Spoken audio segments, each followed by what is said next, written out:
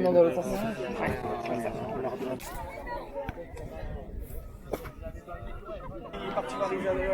Allez, Arabie Saoudite ici, la ville. Appelle, tu vas aller chercher ta cassette, tu vas avoir très chaud là. La République fédérale du Brésil est invitée à se présenter à l'Assemblée. République populaire démocratique de Corée à venir s'installer, s'il vous plaît. Au moins un stylo pour pouvoir prendre des notes. Allez, s'il vous plaît. République d'Haïti. Tyran, s'il vous plaît, vous pouvez venir vous installer. Je vous remercie de bien vouloir lever votre pancarte bien haut, de façon à ce que nous puissions valider votre présence. La République d'Afrique du Sud. Le Royaume du Maroc. Le Royaume d'Arabie Saoudite. Les États-Unis mexicains. La République d'Argentine. La République du Niger. Et la République socialiste du Vietnam. Il est indispensable d'adopter des orientations communes afin de faire face aux défis que le numérique pose et parvenir à la paix et à la sauvegarde des droits fondamentaux de toutes et tous. C'est avec honneur qu'en ma qualité de présidente, le 1er juillet 2021, une nouvelle session de l'Assemblée générale des Nations unies portant sur la question suivante: comment faire du numérique un outil respectueux des droits humains? Tout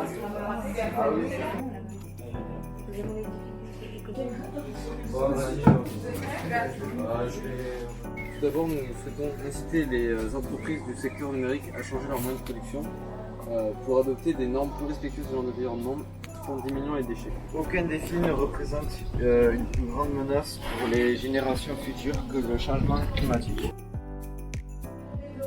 Pour servir ce que vous avez déjà largement commencé à mettre en place en Argentine. Nous sommes réunis en ce jour du 29 juin 2021. Il faut réagir avec diplomatie. Nous proposons à l'Assemblée de mettre en place un service VPN universel. Honorables délégués, les meilleures choses qui arrivent dans le monde ne sont pas le résultat du travail d'un seul homme. C'est le travail de toute une équipe.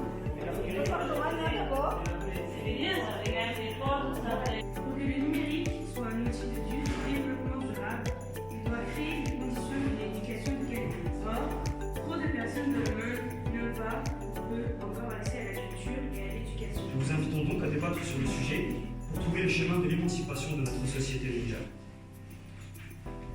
Collecte les déchets à condition qu'ils soient recyclables, ce qui permettra de créer des emplois localement.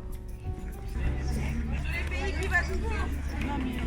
Les États-Unis, évidemment. Ouais. 4, 5, 6, 7, 8. Les pays qui votent contre.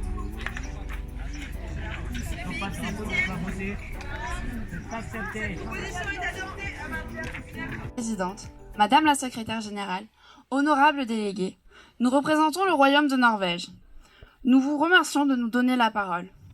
Comme l'a exprimé le philosophe et historien français Michel Serres, Barack Obama a dit un jour, Comme disait Warley Notrus, une citation tirée de Nelson Mandela.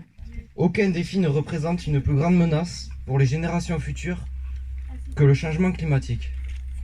Haïti changera un jour et Haïti retrouvera respect et dignité. Tant que la pauvreté, l'injustice et les inégalités flagrantes persistent dans notre monde, aucun de nous ne peut vraiment se reposer.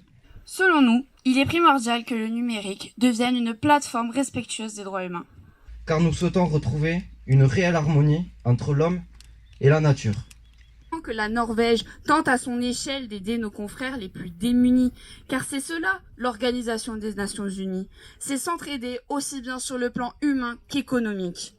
Il est favorable de nous avoir à vos côtés plutôt qu'en face. La Chine est donc prête à collaborer avec tout autre pays pour parvenir à une solution commune. Madame la Présidente, Madame la Secrétaire Générale, honorables délégués, nous vous remercions de votre attention. Dans le cadre du débat qui s'est tenu autour de cette problématique, il nous est apparu nécessaire de convenir ensemble des solutions concrètes. Après discussion, notre commission a l'honneur de soumettre au vote de l'Assemblée générale des Nations unies les propositions suivantes. C'est avec une grande fierté, mais aussi avec gravité, que j'ai l'honneur de m'exprimer devant vous aujourd'hui. Nous ne devons pas perdre de vue l'urgence climatique, une réalité de plus en plus tangible et qui alimentera aussi l'ensemble de notre travail. Ces défis du monde en train d'advenir ne peuvent attendre et engagent la communauté dans son ensemble, puisqu'aucun État ne peut avoir la prétention de résoudre ces problèmes seul. Tous les États qui souhaitent voter en faveur de cette proposition, veuillez lever vos pancartes bien haut maintenant et les maintenir en l'air s'il vous plaît. Avec 12 votes en faveur, 4 votes contre et 4 abstentions, cette proposition est adoptée.